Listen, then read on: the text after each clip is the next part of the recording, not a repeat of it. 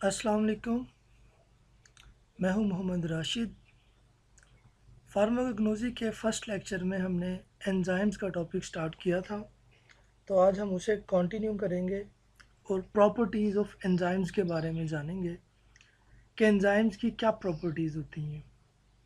तो कल के लेक्चर में, प्रीवियस लेक्चर में हमने देखा था कि कैटालिस्ट और एंजाइम में क्या डिफरेंस होता है। तो एंजाइम्स प्रोटीन इन नेचर होते हैं और ऑर्गेनिक होते हैं, ऑर्गेनिक सब्सटेंसेस होते हैं जिसमें कार्बन और हाइड्रोजन मौजूद होती है। ठीक है, तो आज हम प्रॉपर्टीज़ ऑफ एंजाइम्स के बारे में जानेंगे कि एंजाइम्स की क्या प्रॉपर्टीज़ हैं, क्या खसूसियत हैं। तो नंबर वन पे हमारे पास जो प्रॉपर्टी है एंजाइम्स की वो है कैटालिटिक प्रॉपर्टी। कि कैटालिटिक प्रॉपर्टी एंजाइम्स की क्या होती है। कैटालिटिक वर्ड निकला है कैटालिस्ट से। कैटालिस्ट का काम क्या होता है कि या तो वो केमिकल रिएक्शन को स्पीड अप करता है या स्लो करता है, या उसकी स्पीड को बढ़ाता है या कम करता है। तो यहाँ पे हम देखेंगे कि एंजाइम्स किस तरह कैटालिस्ट वाली प्रॉपर्टी, कैटालिस्ट वाला काम कर रहे हैं, किस तरह वो रिएक्शंस को स्पीड अप करते हैं और किस तरह स्लो करते हैं। तो कैटालिस्ट वाला काम जो एंजाइम्स कर रहे हैं उस प्रॉपर्टी के बारे में जानेंगे कि कैटालिटिक प्रॉपर्टी एंजाइम्स की क्या है। तो यहाँ पे बताया गया कि small amount of enzymes can catalyse the large amount of substrate in a biological reaction. कि स्मॉल अमाउंट ऑफ एंजाइम्स के एंजाइम्स की जो स्मॉल अमाउंट है, थोड़ी सी अमाउंट है, can catalyse the large amount of substrate, कि सबस्ट्रेट की लार्ज अमाउंट को कैटालाइज कर सकती है इन अ बायोलॉजिकल रिएक्शन। एक बायोलॉजिकल रिएक्शन में जो स्मॉल अमाउंट ऑफ एंजाइम है वो लार्ज अमाउंट ऑफ सबस्ट्रेट को कैटालाइज कर सकती है। मतलब एंजाइम्स की जो स्मॉल अमाउंट है, थोड़ी सी मिकदार है, वो एक बड़ी अमाउंट जो सबस्ट्रेट की है उसे कैटालाइज करने के लिए काफ़ी है। ठीक है, कि सबस्ट्रेट की एक बड़ी अमाउंट को हम एंजाइम्स की स्मॉल अमाउंट के ज़रिए कैटालाइज कर सकते हैं, उस सबस्ट्रेट से उसे प्रोडक्ट में कन्वर्ट कर सकते हैं। एग्जाम्पल दी गई है यहाँ पे सुक्रेज। सुक्रेज एंजाइम है हमारे पास। Sucrase enzyme in its small amount easily catalyzed the hydrolytic reaction of the sucrose। कि जो सुक्रेज एंजाइम है इन इट्स स्मॉल अमाउंट, थोड़ी सी मिकदार में easily catalyze the hydrolytic reaction of sucrose, के सुक्रेज एंजाइम अपनी थोड़ी सी मिकदार में सुक्रोज के जो हाइड्रोलाइटिक रिएक्शन है उसे कैटालाइज कर देगा। हाइड्रोलाइटिक रिएक्शन ऐसे रिएक्शन होते हैं जिनमें वाटर की इन्वॉल्वमेंट होती है। वाटर की इन्वॉल्वमेंट में ब्रेक डाउन, लाइटिक का वर्ड निकला लाइसिस से। लाइसिस का मतलब होता है तोड़ना, ब्रेक करना। तो हाइड्रोलाइटिक रिएक्शन ऐसी रिएक्शन कि जहाँ पे ब्रेक डाउन हो रही है in the presence of water. तो sucrase enzyme in its small amount, sucrase enzyme अपनी थोड़ी सी अमाउंट में easily catalyse the hydrolytic reaction of sucrose. Sucrose के जो हाइड्रोलाइटिक रिएक्शन है उन्हें इजीली कैटालाइज कर लेगा। ठीक है, यहाँ पे वो ये बता रहा है कि जो सुक्रेज एंजाइम है उसकी थोड़ी सी अमाउंट जो है वो हाइड्रोलाइटिक रिएक्शन ऑफ सुक्रोज के लिए काफ़ी है। तो ये थी कैटालिटिक प्रॉपर्टी ऑफ एंजाइम। इसमें हमने क्या जाना कि एंजाइम की स्मॉल अमाउंट सबस्ट्रेट की लार्ज अमाउंट के लिए काफ़ी होती है। ठीक है, कि थोड़ी सी अमाउंट भी अगर एंजाइम की मौजूद हो और सबस्ट्रेट की लार्ज अमाउंट हो तो वो स्मॉल अमाउंट एंजाइम्स की सबस्ट्रेट की लार्ज अमाउंट को प्रोडक्ट में कन्वर्ट करने के लिए काफ़ी है। नेक्स्ट प्रॉपर्टी हम देखेंगे एंजाइम्स की जो है सोल्यूबिलिटी। सोल्यूबिलिटी का मतलब होता है हल पजीर, हल होना। तो यहाँ हमें बता रहा है कि enzymes are mostly soluble in water and dilute alcohol solution. कि जो एंजाइम्स हैं वो ज़्यादातर वाटर में and dilute alcohol solution. Dilute mean पतला, यानी कि जिसमें अल्कोहल की मिकदार कम है और वाटर की मिकदार ज़्यादा है, ऐसा सॉल्यूशन। ठीक है, डाइल्यूट अल्कोहल यानी कि अल्कोहल की थोड़ी सी मिकदार है, मतलब 10% अल्कोहल है और 90% उसमें उस सॉल्यूशन में वाटर मौजूद है, तो उसमें एंजाइम्स इजीली सॉल्युबल होंगे, आसानी से हल हो जाएंगे। ठीक है। The enzyme can precipitate in the following solvents, कि अगर फॉलोइंग मतलब नीचे दिए गए जो महलूल हैं उनमें हम एंजाइम्स को डालेंगे तो वो प्रेसिपिटेट हो जाएंगे, वो वो तह बना लेंगे, वो भुरभुरे हो जाएंगे, नीचे बारीक एक लेयर बना देंगे। ठीक है। तो यहाँ पे बता रहा है कि enzymes are mostly soluble in water, कि एंजाइम्स कहाँ पे सोलेबल है, वाटर में, पानी में, एंड डाइल्यूट अल्कोहल सोल्यूशन, और पतली अल्कोहल का जो सोल्यूशन है उसमें वो सोलोबल है। The enzyme can precipitate in the following solvents, कि अगर फॉलोइंग सॉल्वेंट्स में एंजाइम को डाला जाएगा तो क्या बनेगा, प्रेसिपिटेट बन जाएगा, सफूफ बन जाएगा एंजाइम का। कौन कौन से सॉल्वेंट्स हैं, कंसनट्रेटेड अल्कोहल, अभी हमने पढ़ा है कि डाइल्यूट अल्कोहल में तो एंजाइम सोलोबल है, लेकिन अगर हम कंसनट्रेटेड अल्कोहल में डाल देंगे तो एंजाइम्स प्रेसिपिटेट बना देंगे, सफूफ बना देंगे। सेकेंड है हमारे पास अमोनियम सल्फेट, कि अगर अमोनियम सल्फेट में एंजाइम्स को डाला जाएगा तब भी एंजाइम्स का प्रेसिपिटेट बन जाएगा, सफूफ बन जाएगा। थर्ड यहाँ पे एग्जांपल दी गई है ट्राईक्लोरो एसिटिक एसिड, कि अगर ट्राईक्लोरो एसिटिक एसिड में हम एंजाइम्स को डालेंगे तब भी एंजाइम्स क्या कर देंगे, प्रेसिपिटेट्स बना देंगे, सफूफ बना देंगे। ठीक है। तो नेक्स्ट है हमारे पास एंजाइमेटिक प्रॉपर्टी। पहले हमने पढ़ा था कैटालिटिक प्रॉपर्टी ऑफ एंजाइम्स, अब हम पढ़ रहे हैं एंजाइमेटिक प्रॉपर्टी ऑफ एंजाइम्स। ठीक है। तो कैटालिटिक प्रॉपर्टी में हमने क्या पढ़ा था कि स्मॉल अमाउंट ऑफ एंजाइम जो है वो लार्ज अमाउंट ऑफ सबस्ट्रेट के लिए काफ़ी है, यानी कि अगर हम स्मॉल अमाउंट लें एंजाइम्स की तब भी स्पीड पे जो कोई स्पीड है रिएक्शन की वो सेम रहेगी, और अगर हम उस अमाउंट को ज़्यादा कर लें तब भी सेम रहेगी, यानी कि एंजाइम की अमाउंट बढ़ाने से जो रिएक्शन की स्पीड है उस पर कोई फ़र्क नहीं पड़ रहा। ठीक है। स्मॉल अमाउंट से भी वही स्पीड है, और लार्ज अमाउंट अगर हमने एंजाइम्स की ले ली है तो तब भी रिएक्शन की वही स्पीड है। लेकिन अब हम बात करते हैं कि एंजाइम्स की कंसंट्रेशन बढ़ाने से तो रिएक्शन की स्पीड पे कोई इफेक्ट नहीं आ रहा, लेकिन अगर हम सबस्ट्रेट की कंसंट्रेशन को बढ़ाएंगे तो क्या रिएक्शन की स्पीड पे फ़र्क पड़ेगा, तो जी बिल्कुल। एंजाइमेटिक प्रॉपर्टी में हमें यही बता रहा है कि वेलोसिटी ऑफ एंजाइमेटिक रिएक्शन, कि जो एंजाइमेटिक रिएक्शन है उसकी जो वेलोसिटी है इंक्रीजेज, बढ़ेगी, as the concentration of the substrate increases, कि अगर हम सबस्ट्रेट की कंसंट्रेशन को, अमाउंट को बढ़ाएंगे तो जो एंजाइमेटिक रिएक्शन है उसकी जो वेलोसिटी यानी कि जो उसकी स्पीड है वो बढ़ेगी। ठीक है।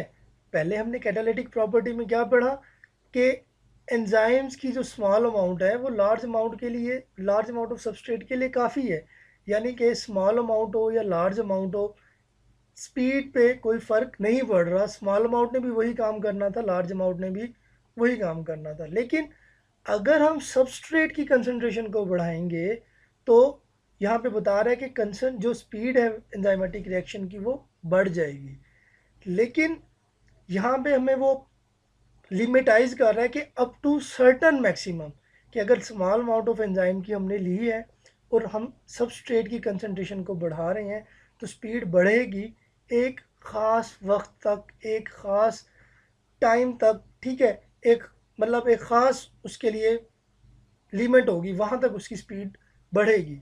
ठीक है। अप टू सर्टन मैक्सिमम, एक ख़ास हद तक स्पीड बढ़ेगी, but after certain period of time it decreases, लेकिन जब हम सबस्ट्रेट की कंसंट्रेशन को बहुत ज़्यादा बढ़ा देंगे तो क्या होगा, जो स्पीड बढ़ रही थी एंजाइमेटिक रिएक्शन की वो नहीं बढ़ेगी, वो उल्टा कम होना स्टार्ट हो जाएगी। इसकी रीज़न ये है कि कल हमने एक डायग्राम देखी थी कि जिसमें हमने पढ़ा था कि एंजाइम्स पे कुछ एक्टिव साइट्स होती हैं, ठीक है, कुछ कैटालिटिक साइट्स होती हैं। तो वो साइट्स क्या करती, जब वो साइट सारी फिल हो जाएंगी तो एंजाइम्स के पास कोई भी ऐसी साइट नहीं बचेगी जहाँ पे वो सबस्ट्रेट को बाइंड करके उसे प्रोडक्ट में कन्वर्ट करवा सके। ठीक है। तो यही रीज़न है कि एक ख़ास हद तक तो स्पीड बढ़ेगी, लेकिन उसके बाद स्पीड नहीं बढ़ेगी, स्पीड कम होना स्टार्ट हो जाएगी। Velocity of the enzymatic reaction increases as the concentration of the substrate increases, कि जो वेलोसिटी है एंजाइमेटिक रिएक्शन की वो बढ़ेगी जब हम क्या करेंगे, concentration of the substrate increases, कि जब हम सबस्ट्रेट की कंसंट्रेशन को, सबस्ट्रेट की अमाउंट को बढ़ाएंगे अप टू सर्टन मैक्सिमम, एक ख़ास हद तक। But after certain period of time it decreases, लेकिन एक ख़ास पीरियड के बाद, एक ख़ास दौरानिए के बाद ये क्या होगी, ये कम होना स्टार्ट हो जाएगी।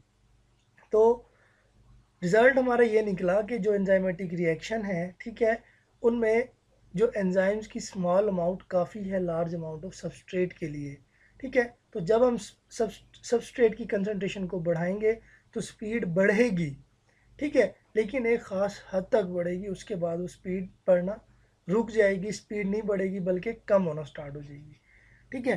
तो नेक्स्ट हमारे पास है पीएच। तो पीएच क्या होती है कि pH partial hydrogen ion concentration को कहते हैं पीएच। तो पीएच टेबल है हमारे पास जो 0 से 14 तक है, हमारे पास 1 से 14 तक है, जो जिसमें जो हमारी 7 पीएच है वो न्यूट्रल कंसीडर करते हैं, और जो 7 से बिलो है यानी कि 8, 9, 10 एंड अप टू 14 वो हम बेसिक में लेंगे, और 7 से जो ऊपर है 5, 6, 5, 3, 2, 1 अप टू 0 वो हम एसिडिक पीएच कंसीडर करते हैं उसे। 7 से अगर अप जाए, 7 से ऊपर वाली साइड पे जाए, मतलब 8, 9, 10, 11, 12, 13 अप टू 14, 14 तक, तो वो जो पीएच है हमारे पास वो बेसिक पीएच है, अल्कलाइन पीएच है। लेकिन अगर हम 7 से नीचे की तरफ आएँ तो हमारे पास एसिडिक पीएच है, और जो 7 है उसे हम न्यूट्रल पीएच कंसीडर करते हैं, यानी कि जिस जिस सब्सटेंस की पीएच 7 होगी, ना तो वो एसिडिक होगा ना वो बेसिक होगा, वो न्यूट्रल होगा। तो अब हम यहाँ अब हमने फ़र्क पढ़ना है एसिडिक और बेसिक पीएच का। तो जो एंजाइम्स, कुछ एंजाइम्स हमारे पास ऐसे हैं कि उन्हें वर्क करने के लिए, अपनी वर्किंग के लिए उन्हें एसिडिक कंडीशंस चाहिए, यानी कि 7 से नीचे पीएच हो, 6 हो, 5 हो, 4 हो, 3 हो, 2 हो, 1 हो, बिलो द 7 पीएच चाहिए, ठीक है। ऐसे एंजाइम्स एसिडिक एंजाइम्स हैं, ठीक है, उन्हें वर्क करने के लिए एसिडिक कंडीशंस चाहिए। लेकिन अगर उन एंजाइम्स को हम एसिडिक कंडीशन नहीं देंगे बल्कि उसके अपोजिट हम उन्हें बेसिक कंडीशन में रख देंगे, तो वो एंजाइम्स ना तो वर्क करेंगे बल्कि वो डिजेनरेट हो जाएंगे, डिस्ट्रॉय हो जाएंगे, ठीक है। सिंपल सी बात है कि कुछ एंजाइम्स ऐसे हैं कि जिन्हें वर्क करने के लिए एसिडिक पीएच चाहिए कि वो बिलो 7 वर्क कर सकते हैं, लेकिन अगर हम उन्हें अबव 7 उन्हें हम प्लेस कर देंगे, यानी कि हम ऐसी पीएच में प्लेस कर देंगे जो बेसिक पीएच है, तो वो क्या करेंगे, काम नहीं करेंगे, वो अपना फंक्शन नहीं परफॉर्म कर सकेंगे बल्कि डिस्ट्रॉय हो जाएंगे।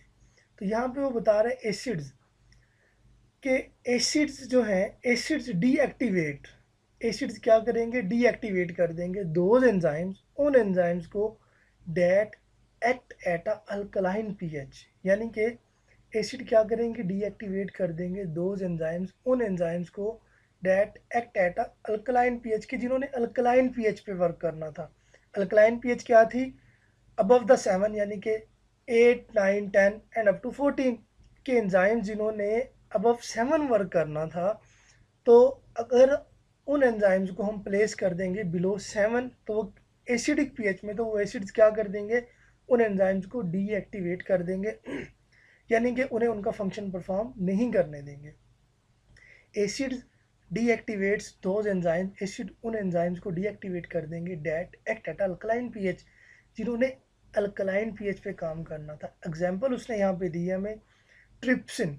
ट्रिप्सिन एक एंजाइम्स है जो पेंक्रियाज से स्क्रीट किया जाता है, पेंक्रियाज से निकलता है और हमारी इंटेस्टाइन, स्मॉल इंटेस्टाइन में आके वर्क करता है। अब हमारे जो स्मॉल इंटेस्टाइन है उसकी जो पीएच है वो क्या है, वो बेसिक पीएच है, उसने बेसिक पीएच पे काम करना था, ठीक है। लेकिन अगर उस एंजाइम को हम कहाँ प्लेस कर देंगे, किसी एसिडिक पीएच में, यानी कि जैसे हमारी स्टमक की पीएच एसिडिक है, अगर हम उस एंजाइम को स्टमक में प्लेस कर देंगे तो वो एंजाइम डिस्ट्रॉय हो जाएगा, अपना वर्क नहीं कर सकेगा। एग्जाम्पल उसने दिया, trypsin act at alkaline pH, के अल्कलाइन पीएच पे एक्ट करता है 8.57, यानी कि अबव 7 वर्क करता है 8.7 पे, ठीक है, 8.57 पे वर्क करता है। एट एसिडिक पीएच, यानी कि अगर हम इसे एसिडिक पीएच यानी बिलो 7 प्लेस करेंगे at acidic pH, it will destroy, ये क्या होगा, डिस्ट्रॉय हो जाएगा, ख़त्म हो जाएगा। Trypsin is an enzyme, trypsin एक एंजाइम है that secreted by the pancreas, कि जो पेंक्रियाज से सिक्रीट किया जाता है, and very important for proper digestion of food, और हमारी फूड की प्रॉपर डाइजेशन के लिए अहम एंजाइम है। तो इस बात को हम दोबारा रिपीट करते हैं कि पीएच हमारे पास पार्शियल हाइड्रोजन आयन, हमने एक टेबल बनाया हुआ है, ठीक है, पीएच टेबल, जो 0 से 14 है। तो जो 7 है हमारे पास वो न्यूट्रल पीएच है, और जो 7 से अबव है वो हमारे पास बेसिक पीएच है, और जो 7 से बिलो है वो हमारे पास एसिडिक पीएच है। तो कुछ एंजाइम ऐसे हैं जो एसिडिक पीएच पे वर्क करते हैं, कुछ एंजाइम ऐसे हैं जो बेसिक पीएच पे वर्क करते हैं। अगर हम एसिडिक एंजाइम्स को बेसिक, ऐसे एंजाइम जिन्होंने एसिडिक पीएच में वर्क करना था उन्हें हम बेसिक पीएच में रख देंगे तो वो एंजाइम डिस्ट्रॉय हो जाएंगे, डीएक्टिवेट हो जाएंगे। और इसी तरह वो एंजाइम्स जिन्होंने बेसिक पीएच पे वर्क करना था उन्हें हम रख दें एसिडिक एनवायरनमेंट में तो वो भी डीएक्टिवेट हो जाएंगे। ये उसने हमें यहाँ पे बताया कि acids deactivate those enzymes that act at alkaline pH, के एसिड्स क्या करेंगे, डीएक्टिवेट कर देंगे उन एंजाइम्स को जिन्होंने अल्कलाइन पीएच पे वर्क करना था। एग्जाम्पल उसने दिया trypsin act at alkaline pH 8.57। ये जो ट्रिप्सिन है उसने क्या करना था, अल्कलाइन पीएच पे वर्क करना था, जो क्या थी 8.57। एट एसिडिक पीएच पे इट विल डिस्ट्रॉय, जो ट्रिप्सिन एंजाइम है वो डिस्ट्रॉय हो जाएगा। Trypsin is an enzyme, trypsin एक एंजाइम है that secreted by the pancreas and very important for the proper digestion of food, कि जो पेंक्रियाज के जरिए सिक्रीट किया जाता है और हमारी फूड की डाइजेशन के लिए बहुत इंपॉर्टेंट है। उसके बाद इसका उल्ट बताया उसने, बेसिस क्या करेंगे, basis deactivate the enzymes that act at the acidic pH, के बेसिस क्या करेंगे, उन एंजाइम्स को डीएक्टिवेट कर देंगे जिन्होंने एसिडिक पीएच पे काम करना था, ठीक है। एसिड्स ने क्या किया, उन एंजाइम को डीएक्टिवेट कर दिया जिन्होंने अल्कलाइन पीएच पे काम करना था। अब बेसिस क्या कर रहे हैं, बेसिस डीएक्टिवेट कर रहे हैं उन एंजाइम्स को जिन्होंने एसिडिक पीएच पे काम करना था। एग्जांपल उसने दी है pepsin, pepsin act at a acidic pH 1 to 2, at alkaline pH it will destroy, के जो पेप्सिन है उसने कहाँ वर्क करना था, एसिडिक पीएच यानी कि 1 से 2 तक उसकी पीएच होगी तो वर्क करेगा। लेकिन अगर हम उसे अल्कलाइन पीएच में रख देंगे 7 से अबव साइड पे 8, 9, 10 एंड अप टू 14 वहाँ पे उसे प्लेस कर देंगे तो वो क्या होगा, वो डिस्ट्रॉय हो जाएगी। तो ये था इफेक्ट ऑफ पीएच एंजाइम्स की प्रॉपर्टीज़ में। तो नेक्स्ट टॉपिक जो हमारा है, अच्छा यहाँ पे हम एक टेबल देख लेते हैं पीएच स्केल। तो पीएच स्केल ये आपको नज़र आ रहा है 0 से 14 तक हमारा पीएच स्केल है। ये 7 जो है सेंटर में, ये न्यूट्रल, जहाँ पे जो चीज़ें आती हैं उन्हें हम न्यूट्रल कंसीडर करते हैं, और 7 से जो बिलो होंगी उन्हें हम कंसीडर करेंगे कि वो एसिडिक हैं, और जो अपर साइड पे होंगी 8, 9, 10, 11, 12 अप टू 14 उन्हें हम बेसिक कंसीडर करेंगे। तो यहाँ पे सबसे पहले हाइड्रोक्लोरिक एसिड का दिखाया गया कि उसकी पीएच क्या है, 0, यानी कि वो हाईली एसिडिक है। उसके बाद मोस्ट एसिडिक कंडीशन उसने बताई है 1 पे, कि जिसकी पीएच 1 होगी वो मोस्ट एसिडिक सब्सटेंस होगा। उसके बाद लेमन की पीएच 2 दिखाई है, तो लेमन क्या है, एसिडिक है। एप्पल की पीएच 3 है। उसके बाद बनाना की नियर अबाउट 5 है।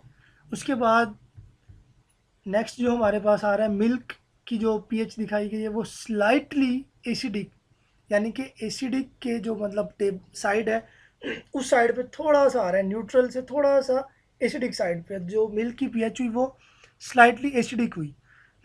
इसी तरह जो ब्लड है हमारा, ब्लड की पीएच स्लाइटली बेसिक है, यानी कि 7.2 7.4 के राउंड अबाउट होती है, ठीक है। इसी तरह सोप की जो पीएच है, साबुन की पीएच वो क्या है, बेसिक है, 10 है। इसी तरह फिर आगे दिखाया गया कि टेबल अप टू 14 जो मोस्ट बेसिक हो जाएगा।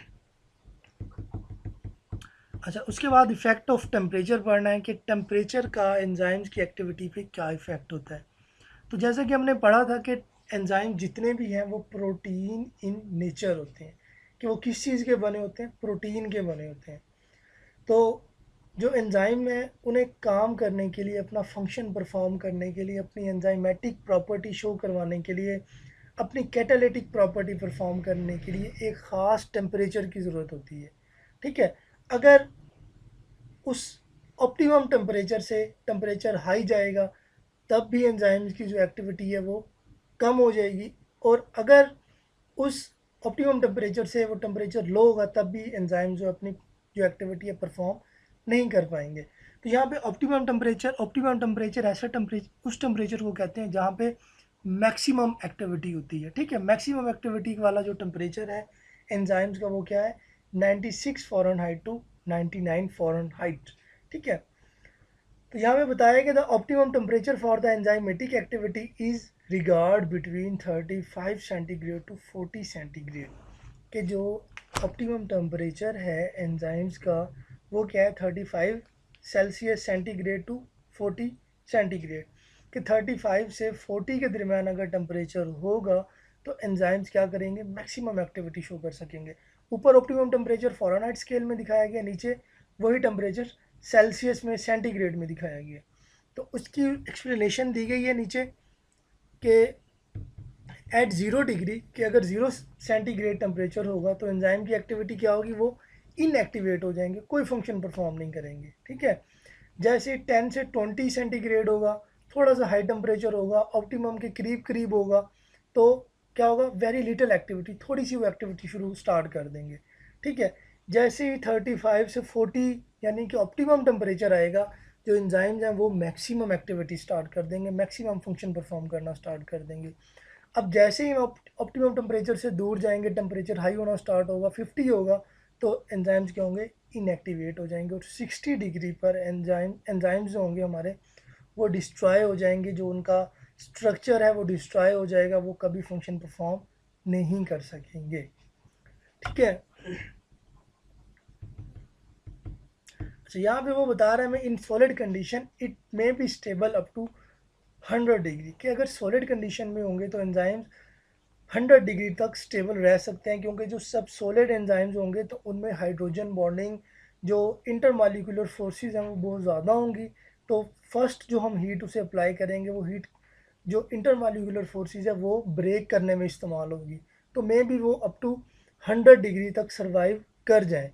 ठीक है, 100 डिग्री तक उनका जो स्ट्रक्चर है वो डिस्ट्रॉय ना हो, जो उनकी मालिक्यूल के इंटरनल अंदर वाली फोर्सेस हैं वो ब्रेक ना हो, तो स्टार्ट में जो आपस में उनकी फोर्सेस है मालिक्यूल की वो ब्रेक होंगी, उसके लिए हमें हीट यूटिलाइज करेंगे वो, तो मे बी वो सर्वाइव कर जाए अप टू 100 डिग्री। तो यहाँ पे स्केल दिखाया गया टेम्परेचर स्केल्स, एक फ़ारेनहाइट है, सेल्सियस और केल्विन स्केल है। तो बॉइलिंग पॉइंट ऑफ वाटर है वो अगर हम फ़ारेनहाइट पे देखें तो वो क्या है 212 फ़ारेनहाइट, और अगर सेल्सियस पे देखा जाए तो वही 100 डिग्री है, और केल्विन पे वो क्या होगा 373.15 केल्विन। तो highest temperature over recorded in USA के, यूएसए में जो मैक्सिमम हाईएस्ट टेम्परेचर रिकॉर्ड किया गया है वो फ़ारेनहाइट पे कितना है 137 फ़ारेनहाइट, और सेल्सियस पे वही 137 कितना होगा 56.7 सेंटीग्रेड, और केल्विन पे कितना होगा वो 330 kelvin. Freezing point of water अगर हम फ़ारेनहाइट पे देखें तो क्या होगा 32 फ़ारेनहाइट, सेल्सियस पे 0 डिग्री एंड केल्विन पे 273.15 केल्विन। लेकिन अगर हम फ़ारेनहाइट पे वाटर का जो फ्रीजिंग पॉइंट है वो 0 फ़ारेनहाइट ले लें तो सेल्सियस पे 0 फ़ारेनहाइट कितना होगा -18 डिग्री, और केल्विन पे कितना होगा 255 केल्विन। ठीक है, मून एट इट्स कोल्डेस्ट, के मून पे अगर मतलब बहुत ज़्यादा सर्दी हो तो वो फ़ारेनहाइट पे टेम्परेचर क्या होगा -280 फ़ारेनहाइट, और सेल्सियस में कितना होगा 280 -170 डिग्री, और केल्विन पे कितना होगा 100 kelvin. Absolute zero for Fahrenheit क्या है -460 फ़ारेनहाइट, एंड सेल्सियस पे -273 डिग्री, एंड केल्विन पे क्या है 0 केल्विन। तो ये था आज का हमारा टॉपिक प्रॉपर्टीज़ ऑफ एंजाइम। तो नेक्स्ट इंशाल्लाह हम कुछ एंजाइम्स के एग्जांपल पढ़ेंगे और एंजाइम की क्लासिफिकेशन पढ़ेंगे। तो मिलते हैं इंशाल्लाह नेक्स्ट लेक्चर में। अल्लाह हाफिज़।